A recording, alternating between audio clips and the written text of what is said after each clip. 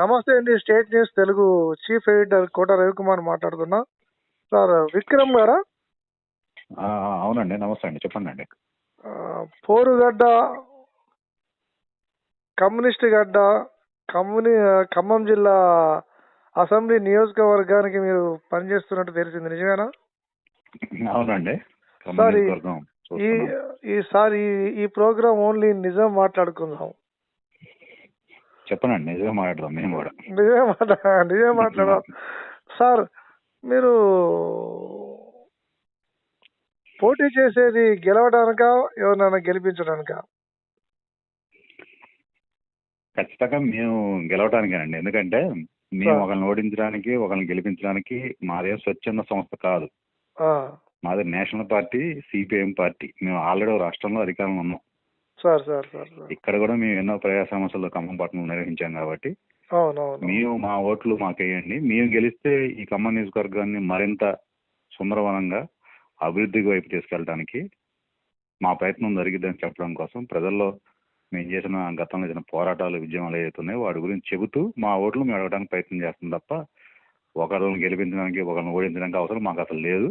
మా లైన్ ఖమ్మం టౌన్లో, ఖమ్మం నియోజకవర్గంలో మంచి ఓట్లు సంపాదించుకోవడానికి మా పార్టీ ప్రయత్నం చేస్తుందండి. 2 కార్పొరేటర్లు పార్టీకి సంబంధించిన వ్యక్తులు పోటీ చేస్తున్నారు. అందులో మీరు గెలవగలరన్న నమ్మకం ఉందా మీకు? ఖచ్చితంగా ఉందండి. ఎందుకంటే ప్రజలు అన్ని గమనిస్తున్నారు. ఎవరు ఏ సందర్భంలో డబ్బులు ఎందుకు తెస్తున్నారు, ఇప్పుడు ఎవరు ఎక్కడి నుంచి వచ్చి ఇక్కడికి వచ్చి పోటీ చేస్తున్నారు, ఉన్నవాళ్ళు ఇక్కడ ఉన్నవాళ్ళు వాళ్ళ వ్యవహార శైలి ఎట్టుంది, గత పాలనలో ప్రజలు ఏ అంశాలు ఎట్లా ఎదుర్కొన్నారు, సమస్యలు, వాళ్ళ వైపు నుంచి ఇబ్బందులు, ఇవన్నీ ప్రజలకు అర్థమైంది కాబట్టి ఖచ్చితంగా ప్రజలు విజ్ఞతలు వారు తగిన నిర్ణయం తీసుకుంటారు. వాళ్ళు ఖచ్చితంగా ఆలోచించి మాకు ఓటేయాలని మేము వారు కోరుతున్నాం. కనుక మాకు ఖచ్చితంగా బలమైన ఓటు బ్యాంకు గతంలో ఎన్నో పోరాటాలు కూడా మేము గతంలో చేశాం. అందులో నా ఖమ్మం టౌన్లో ప్రజలకి చిర్రావూరి గారి నిజాయితీ పరిపాలన అందించాం, సమీన్ అఫ్రోజ్ గారి నిజాయితీ పరిపాలన అందించాం. వాళ్ళు చూశారు కాబట్టి ఖచ్చితంగా ఆ ఉద్దేశంగా మాకు ఓట్లు బలంగా రావాలని వాళ్ళు అడుగుతున్న ఓట్లు ఆ విధంగా రేపు ఓట్లు వేస్తారని మాకు ఖచ్చితంగా అంచనా ఉంది. మీకు ఇప్పుడు కాదు, ఎప్పుడో బలమైన ఓట్లు ఉన్నాయి, కానీ మీరు అశ్రద్ధ చేశారని నేను భావిస్తున్నా. శ్రద్ధ ఏమి లేదండి. ఒక సందర్భంలో పాలిటిక్స్ లో ఎత్తుపల్లాలు ఉంటాయి. గతంలోనేమో మున్సిపాలిటీ కార్పొరేషన్ అప్పుడు కాంగ్రెస్ పెద్దలు చెప్పింది వినాలి. అట్లా మా పార్టీ ప్రజాస్వామ్యంగా లోపల ఆంతరంగా చర్చలు నడిస్తే అంతిమంగా పార్టీ ఏ నిర్ణయం తీసుకుని అందరం కట్టుబడి పనిచేస్తాం. గత ఎన్నికల్లో మేము ఖమ్మం మున్సిపల్ కార్పొరేషన్ ఎన్నికల్లో కాంగ్రెస్ తో వెళ్ళాం, ఫలితాలు మెరుగ్గా సాధించాం, కొంత ఓటు బ్యాంక్ పెరిగింది. ఇప్పుడు కాంగ్రెస్ కానీ ఇటు బీఆర్ఎస్ కానీ మాతో చర్చలు జరిపి చివరి నిమిషంలో వాళ్ళ ప్రయోజనాల కోసం వాళ్ళు మాకు సీట్లు తగిన విధంగా లేకపోవడంతో మేము ఒంటరిగా పోటీ చేయాలనుకున్నాం. ఆ విధంగా పోటీ చేస్తాం ఖమ్మం జిల్లా నియోజకవర్గాల్లో కూడా. విక్రమ్ గారు, ఖమ్మంలో మీకు యూటీఎఫ్ కానీ, హమాలీ సంఘాలు కానీ, అసంఘటిత కార్మికులు కానీ ఎక్కువ సిపిఎం తరఫున ఆ కార్మికులు ఉన్నారు, పోరాటం చేసేది మీరే. కానీ వాళ్ళని ఓటు బ్యాంక్గా మార్చుకోకుండా కేవలం మీరు దళిత బంధుని, డబుల్ బెడ్రూమ్ని విమర్శించకుండా కొద్ది పొగుడుతూ విమర్శించడం వల్ల కొంత కార్మికుల్లో ఒక అనుమానాలు రేకెత్తిచ్చారు మీరు. లేదండి, మేము మొదటి కాడి నుంచి ప్రభుత్వ పథకాలు ఏమున్నా సరే వాటిలో అవి ప్రజలకు చేరకపోతే వాటి లోపాలని మేము సరిచేయడానికి ప్రయత్నం చేశాం. అది దళిత బంధే కానివ్వండి, రైతు బంధే కానివ్వండి, గృహలక్ష్మి కానివ్వండి, వీటన్నిటిలో జరుగుతున్న లోపాలని ప్రభుత్వం దృష్టి తీసుకుపోయాం. ఆ లోపాలను సరిచేయాలని చెప్పేసి ఆందోళన చేశాం. అదేవిధంగా ఖమ్మం పట్టణంలో సమర్థించడం అంటే అది దళితులు పోగొట్టే సమర్థిస్తామని చెప్పాం తప్ప అదేదో కొద్దిగా నిధులు మంజూరు చేసి దళిత మొత్తం లోకానందం మోసం చేస్తే ఊకోమని చెప్పి కూడా హెచ్చరిక చేశాం. ఆ విధంగా మేము దళితులకి పూర్తి స్థాయిలో అందరికీ ఆ డబ్బులు ఇవ్వాలని చెప్పేసి ఆందోళన కూడా చేశాం. అదే సందర్భంలో సిపిఎం లో ఎక్కువ దూకుడుగా ఉంటారు, ఎక్కువ పోలీస్ కేసులు కూడా మీ మీదే పడ్డాయి. అది మీ వ్యక్తిగత దూకుడుదనం అంటారా, లేకపోతే పార్టీ నిర్ణయమేనది?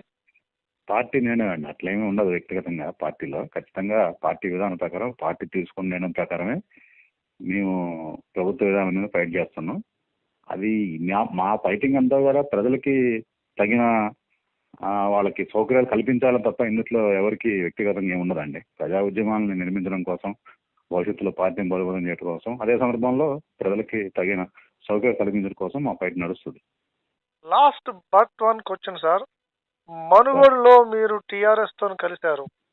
ఆల్రెడీ అక్కడ మతోన్మాద పార్టీ పోటీ చేస్తుంది, కాంగ్రెస్ పోటీ చేస్తుంది. కాంగ్రెస్ మతోన్మాద పార్టీకి వ్యతిరేకంగా ఎంతో కాలం నుంచి పోటీ చేస్తున్నటువంటి పార్టీని వదిలిపెట్టి టీఆర్ఎస్ తో మీరు చెరిమి చేశారు. ఈ రోజు అదే టీఆర్ఎస్ పార్టీ, బీజేపీ ఒకటి, ఆ రెండు మతోన్మాద పార్టీలు, ఈ కాంగ్రెస్ పార్టీ మాత్రమే మతోన్మాదానికి వ్యతిరేకంగా పోరాటం చేస్తుందని చెప్పి మీరు ఆత్మవిమర్శన చేసుకున్నారా, లేకపోతే లోపాయకారికమైనటువంటి ఒప్పందాలు జరిగినాయా? ఏ లోపాయకార ఒప్పందాలు మా అడిగేది ఒకటి, ఆత్మవిమర్శ చేసుకున్నారా, లోపాయకారికమైనటువంటి ఒప్పందాలు జరిగినాయా? ఈ రెండింటికే చెప్పండి సార్. ఒకటి స్పష్టం అండి, ఒప్పందాలు లేవు. నెంబర్ 1. నెంబర్ 2, ఆ రోజు అక్కడ బీజేపీ గెలిచే అవకాశం ఉంది కాబట్టి బీజేపీని ఓడించే శక్తి ఆనాడు ఏ పార్టీకి ఉంటే ఆ పార్టీకి వేయాలని మా ఆల్ ఇండియా పార్టీ తీర్మానం. ఇప్పుడు కూడా మేము చెప్పేది ఏంటంటే, ఎక్కడైనా బీజేపీ ముందుకు వచ్చి ఆ పార్టీని ఓడించే పరిస్థితి కాంగ్రెస్ ఉంటే కాంగ్రెస్కి వేస్తాం, ఆ పార్టీని ఓడించే పరిస్థితి బీజేపీ ఉంటే బీజేపీని ఓడించే పరిస్థితి టీఆర్ఎస్ ఉంటే టీఆర్ఎస్ కూడా వేస్తాం. ఆ లైన్లోనే ఆనాడు అక్కడ మునుగోడులో ఓడించే స్థితి కాంగ్రెస్కి లేదు, బీఆర్ఎస్ అభ్యర్థికి ఉంది కాబట్టి బీజేపీని ఓడించాలనే ఉద్దేశంతో మేము బీఆర్ఎస్ సపోర్ట్ చేశాం. అది అక్కడ మళ్ళీ అడ్డొస్తున్నాను. మళ్ళీ ఒకటే మాట, మీకు సీట్లు ఇవ్వలేదని చెప్పి టీఆర్ఎస్ పార్టీని మీరు మతోన్మాద పార్టీ అని విమర్శిస్తున్నారా? మాకు సీట్లు ఇవ్వలేదని కాదండి, కొన్ని సందర్భాల్లో బీజేపీ విధానాలతో, కొన్ని సందర్భాల్లో టీఆర్ఎస్ వ్యవహరించిన తీరు మీద మేము విమర్శించాం తప్ప బీజేపీకి వ్యతిరేకంగా ఎవరు నిలబడ్డా మేము సపోర్ట్ చేస్తాం, టీఆర్ఎస్ కానివ్వండి ఇంకే పార్టీని కానివ్వండి. ఉత్తర భారతదేశ రాజకీయాలని స్పష్టంగా వ్యతిరేకించింది కేటీఆర్ అండి. ఒక స్టేట్మెంట్ ఇచ్చారు, హిందూ అంటే కొన్ని సందర్భాల్లో అంటే హిందీ భాషని బలవంతంగా భారతదేశంలో రుద్దొద్దని చెప్పి కేటీఆర్ స్టేట్మెంట్ ఇచ్చారు. ఆ స్టేట్మెంట్ కమ్యూనిస్టులు ఇవ్వలేకపోతున్నారు ఎందుకు? అట్లేం లేదండి, ఖచ్చితంగా బీజేపీకి మొదట కానించి చాలా సిన్సియర్ గా ఉన్న పార్టీ మేమే, ఏ ప్రాంతీయ పార్టీ లేదు. కొన్ని సందర్భాల్లో ఉన్న దాంట్లో ప్రాంతీయ పార్టీ లల్లు ప్రసాద్ పార్టీ ఉంది, కానీ మేమైతే సిన్సియర్ గా బీజేపీ విధానం వ్యతిరేకించే వాళ్ళు ముందున్నాము. ఆ విధానం వ్యతిరేకించే వాళ్ళు ఎవరు ఉంటే వాళ్ళకి మేము ఆ సందర్భం వచ్చిన కలుపుకోవడం తప్ప ఆ బీజేపీని ఓడించే స్థితి ఎవరికన్నా మేము వాళ్ళు సపోర్ట్ చేస్తాం, ఇది క్లియర్. అంతేనా? కేసీఆర్ గారు బీజేపీకి వ్యతిరేకంగా మాట్లాడుతుంటే మీరు ఏమైనా కన్ఫ్యూజ్ అయ్యారా? నిజంగానే ఈయన మతోన్మాదానికి వ్యతిరేకంగా పోరాటం చేస్తున్నాడని కొంత కన్ఫ్యూజ్ అయ్యారా? లేదండి, మాకే కన్ఫ్యూజ్ లేదు. మీడియాలో రకరకాల వార్తలు, రకరకాల కథనాలు నుంచి వారిస్తున్నా తప్ప మా పార్టీకి ఎటువంటి కన్ఫ్యూజ్ లేదు. మేము పర్ఫెక్ట్ గా మా లైన్ మాకుంది, దాని ప్రకారం మీ వాళ్ళ సింగిల్ గా మేము పోటీ చేస్తున్నాం. ఖచ్చితంగా ప్రజల ఆదరణ ఉంటుంది. రేపు మీరు డిసెంబర్ 3 తర్వాత చూస్తారు. డిసెంబర్ 3 తర్వాత కమ్యూనిస్ట్ గడ్డ పైన ఖమ్మం పైన ఎర్ర జెండా ఎగరాల్సిందే అంటారా? ఎగరకపోవడం ఒక భాగం అయితేండి, ఇప్పుడున్న ఈ రెండు పార్టీలు వ్యవహరించిన తీరు, వాళ్ళ విధానాలు మేము వస్తే ఏం చేయగలుగుతాం అనేది ప్రజలు తెలియజేస్తున్నాం అండి. ఖచ్చితంగా ప్రజలు చైతన్యవంతులు అర్థం చేసుకుంటారని చెప్పి అర్థం చేసుకుంటున్నాం. కనుక మాకు మంచి ఓటింగ్ రేపు వస్తుందని మేము భావిస్తున్నాం అండి. మీకు ఓటింగ్ ఉంది సార్, మంచి చక్కని అసంఘటిత కార్మికులంతా కూడా మీ చేతిలోనే ఉన్నారు, ఎంప్లాయీస్ యూనియన్స్ మీ చేతిలో ఉన్నాయి, ఉపాధ్యాయ సంఘాలు మీ చేతిలోనే ఉన్నాయి. మీరు స్పష్టంగా కష్టపడితే గెలిచే అవకాశం లేకపోక లేదు, కానీ మీరు అక్కడ అశ్రద్ధ చేస్తున్నారేమో అనే భావన కొంత కలుగుతుంది. దానికి మీరేమంటారు? అశ్రద్ధ ఏం లేదండి, ఇప్పుడు మేము గత 15 రోజుల నుంచి ప్రచారం ఉధృతంగా సాగుతుంది. ఇంకో 10 రోజులు ఉంది. ఇప్పటికి మేము గేట్ మీటింగ్ పెడుతున్నాము, ఇంటర్నల్ మీటింగ్ పెట్టాము, అన్ని సెక్టార్ల వరకు మీటింగ్లు పెడుతున్నాం, రంగాల వరకు మీటింగ్లు పెడుతున్నాం. మా విధానం, మా ఆలోచన, గతంలో మేము చేసిన పరిపాలన విధానం, గెలిస్తే ఏం చేస్తాం అన్ని విషయాలు కూడా వాళ్ళు తెలియజేస్తున్నాం అండి. ఖచ్చితంగా మాకు ఆదరణ ఉంటుందని చెప్పి అనుకుంటున్నాం. ఓకే, థ్యాంక్ యూ విక్రమ్ గారు, మీ అమూల్యమైన సమయాన్ని మాకు ఇచ్చారు.